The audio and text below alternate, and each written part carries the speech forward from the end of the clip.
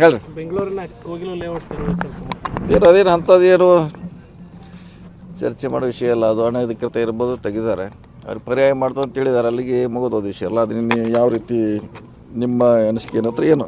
BJP ಅವರು ನಿಯೋಗ ಹೊರಟಿದ್ದಾರೆ ಸರ್. ಎದಕ್ಕೆ? ಏನು ಇಲ್ಲ ಅಂದಮೇಲೆ ಅವ್ರು ಯಾಕೆ ಹೊರಟಿದ್ದಾರೆ? ಏನು ಯಾವುದ್ರೆ ಬಿಜೆಪಿ ಅವರು ಅಲ್ಲ, ಅದನ್ನ ಅವ್ರನ್ನೇ ಕೇಳಬೇಕಲ್ಲ. ಅದಕ್ಕೆ ಕೊಟ್ಟಾರೆ ಅವ್ರಿಗೆ ಗೊತ್ತ್ರಿ. ಅದಕ್ಕೆ ಕೊಂಡಾರೆ. ಈಗ ನಮ್ಮ ಪಾರ್ಟಿ ಇತ್ತು, ಅದು ಅನಧಿಕೃತ ಅಂತ ತೆರವುಗೊಳಿಸಿದ್ದಾರೆ. ರಾಜ್ಯ ಸರ್ಕಾರಕ್ಕೆ ಪರ್ಯಾಯವಾಗಿ ಅವ್ರಿಗೆ ವ್ಯವಸ್ಥೆ ಮಾಡಿ ಕೊಡ್ತು ಅಂತ ಹೇಳಿದ್ದಾರೆ. ಅಷ್ಟಕ್ಕೆ ಮುಗಿದು ಅಂತ ವಿಚಾರ. ಈಗ ಮುಂದೆ ಏನು ಹೊರಿಸಿದ್ರೆ ಅದು ಹಣ ಪಡೆದು ಅಕ್ರಮ ಶೆಡ್ ನಿರ್ಮಾಣ ಮಾಡಿದ್ದಾರೆ. ಇದರಲ್ಲಿ ಕಾಂಗ್ರೆಸ್ ಮುಖಂಡ ಇವರು ಅವರೇ ಕಿಂಗ್ ಪಿನ್ ಅಂತೇಳಿ ಅಶೋಕ್ ಹೇಳಿದ್ರು. ಇರ್ಬೋದು, ಅವ್ರ ಕಾಲ್ನಾಗ ಆಗಿರ್ಬಾರ್ದು. ಯಾರ ಕಾಲ್ನಾಗ ಇದನ್ನು ಗೊತ್ತಿಲ್ಲ.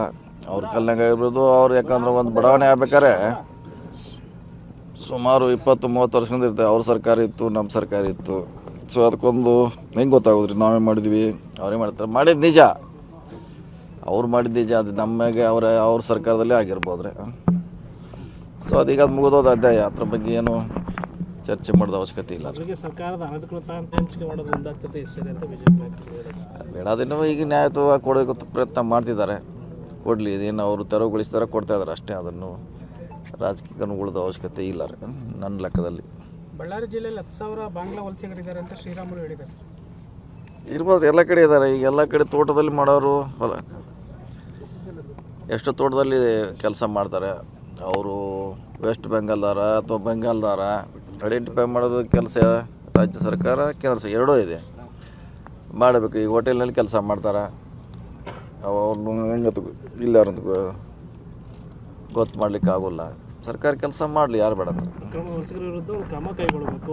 ಮತಪಟ್ಟಿಯಲ್ಲಿ ಕೂಡ ಸಾಕಷ್ಟು ಫೇಕ್ ಇದೆ ಅಂತ ಅವರು ಆರೋಪ ಮಾಡ್ತಾರೆ. ಅದು ಮಾಡ್ಲಿಕ್ಕೆ ಸಾಕಷ್ಟು ಎಲೆಕ್ಷನ್ ಕಮಿಷನ್ ಅವಕಾಶ ಕೊಟ್ಟಿದ್ದಾರಲ್ಲ. ಯಾರನ್ನು ತೆಗೆದುಹಾಕ್ಬೇಕಾ, ಯಾರನ್ನ ಇಟ್ಕೋಬೇಕಂತ ಹೊಸ ರೂಲ್ಸ್ ಮಾಡಿದೆ. ಅದರಲ್ಲಿ ತೆಗಿಲಿಕ್ಕೆ ಅವಕಾಶ ಇದೆ, ಸೇರಿಸಲಿಕ್ಕೆ ಅವಕಾಶ ಇದೆ. ಎರಡೂ ಇದೆ. ಹೇಳ್ರಿ. ಬೆಂಗಳೂರಿನ ಕೋಗಿಲು ಲೇಔಟ್ ಅದೇನು ಅಂಥದ್ದೇನು ಚರ್ಚೆ ಮಾಡೋ ವಿಷಯ ಅಲ್ಲ. ಅದು ಅನಧಿಕೃತ ಇರ್ಬೋದು, ತೆಗೆದಿದ್ದಾರೆ. ಅವ್ರು ಪರ್ಯಾಯ ಮಾಡ್ತು ಅಂತ ಹೇಳಿದ್ದಾರೆ. ಅಲ್ಲಿಗೆ ಮುಗಿದೋದು ವಿಷಯ ಅಲ್ಲ. ಅದು ನಿನ್ನೆ ಯಾವ ರೀತಿ ನಿಮ್ಮ ಅನಿಸಿಕೆ ಏನತ್ರ ಏನು?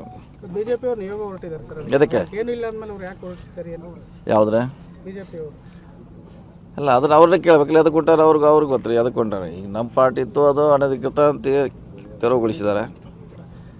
ರಾಜ್ಯ ಸರ್ಕಾರಕ್ಕೆ ಪರ್ಯಾಯವಾಗಿ ಅವ್ರಿಗೆ ವ್ಯವಸ್ಥೆ ಮಾಡಿ ಕೊಡ್ತು ಅಂತ ಹೇಳಿದ್ದಾರೆ. ಅಷ್ಟಕ್ಕೆ ಮುಗಿದು ಅಂತ ವಿಚಾರ. ಈಗ ಮುಂದೆ ಏನು ಹೊರಿಸಿದ್ರೆ ಅದು ಹಣ ಪಡೆದು ಅಕ್ರಮ ಶೆಡ್ ನಿರ್ಮಾಣ ಮಾಡಿದ್ದಾರೆ. ಇದರಲ್ಲಿ ಕಾಂಗ್ರೆಸ್ ಮುಖಂಡ ಇವರು ಅವರೇ ಕಿಂಗ್ ಪಿನ್ ಅಂತೇಳಿ ಅಶೋಕ್ ಹೇಳಿದ್ರು. ಇರ್ಬೋದು, ಅವ್ರ ಕಾಲ್ನಾಗ ಆಗಿರ್ಬಾರ್ದು. ಯಾರ ಕಾಲ್ನಾಗ ಇದನ್ನು ಗೊತ್ತಿಲ್ಲ. ಅವ್ರ ಕಾಲ್ನಾಗ ಆಗಿರ್ಬೋದು. ಅವ್ರು ಯಾಕಂದ್ರೆ ಒಂದು ಬಡಾವಣೆ ಆಗ್ಬೇಕಾರೆ ಸುಮಾರು 20-30 ವರ್ಷದಿಂದ ಇರ್ತದೆ. ಅವ್ರ ಸರ್ಕಾರ ಇತ್ತು, ನಮ್ಮ ಸರ್ಕಾರ ಇತ್ತು. ಸೊ ಅದಕ್ಕೊಂದು ಹೆಂಗೆ ಗೊತ್ತಾಗೋದ್ರಿ? ನಾವೇ ಮಾಡಿದ್ವಿ, ಅವರೇ ಮಾಡ್ತಾರೆ. ಮಾಡಿದ್ದು ನಿಜ, ಅವ್ರು ಮಾಡಿದ್ದು ನಿಜ. ಅದು ನಮಗೆ ಅವ್ರ ಸರ್ಕಾರದಲ್ಲೇ ಆಗಿರ್ಬೋದ್ರಿ. ಸೊ ಅದೀಗ ಅದು ಮುಗಿದೋದು ಅಧ್ಯಾಯ. ಅದ್ರ ಬಗ್ಗೆ ಏನು ಚರ್ಚೆ ಮಾಡೋದು ಅವಶ್ಯಕತೆ ಇಲ್ಲ.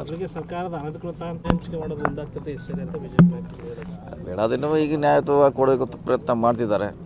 ಕೊಡಲಿ. ಇದೇನು ಅವರು ತೆರವುಗೊಳಿಸಿದಾರೆ, ಕೊಡ್ತಾ ಇದ್ದಾರೆ ಅಷ್ಟೇ. ಅದನ್ನು ರಾಜಕೀಯ ಉಳಿದ ಅವಶ್ಯಕತೆ ಇಲ್ಲ ರೀ ನನ್ನ ಲೆಕ್ಕದಲ್ಲಿ. ಬಳ್ಳಾರಿ ಜಿಲ್ಲೆಯಲ್ಲಿ 10,000 ಬಾಂಗ್ಲಾ ವಲಸಿಗರಿದ್ದಾರೆ ಅಂತ ಶ್ರೀರಾಮುಲು ಹೇಳಿದ್ದಾರೆ ಸರ್. ಇರ್ಬೋದು, ಎಲ್ಲ ಕಡೆ ಇದ್ದಾರೆ. ಈಗ ಎಲ್ಲ ಕಡೆ ತೋಟದಲ್ಲಿ ಮಾಡೋರು ಎಷ್ಟು ತೋಟದಲ್ಲಿ ಕೆಲಸ ಮಾಡ್ತಾರೆ.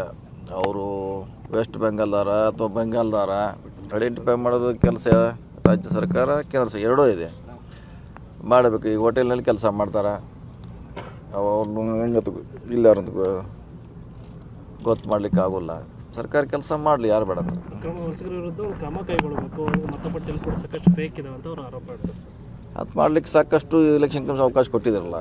ಯಾರನ್ನು ತೆಗೆದುಹಾಕ್ಬೇಕಾ, ಯಾರನ್ನ ಇಟ್ಕೋಬೇಕಂತ ಹೊಸ ರೂಲ್ಸ್ ಮಾಡಿದೆ. ಅದರಲ್ಲಿ ತೆಗಿಲಿಕ್ಕೆ ಅವಕಾಶ ಇದೆ, ಸೇರಿಸಲಿಕ್ಕೆ ಅವಕಾಶ ಇದೆ. ಎರಡೂ ಇದೆ. Okay, thank you.